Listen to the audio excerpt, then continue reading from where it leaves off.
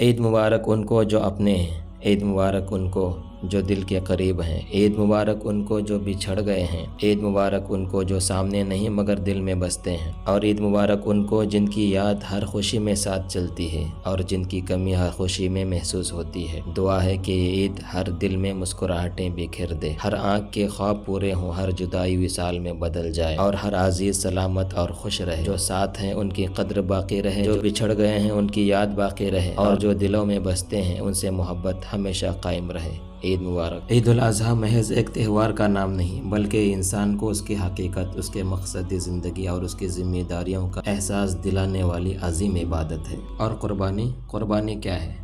وفاداری کا نام ہے قربانی، مر مٹنے کا نام ہے قربانی، اپنا سب کچھ لٹا دینے کا نام ہے قربانی۔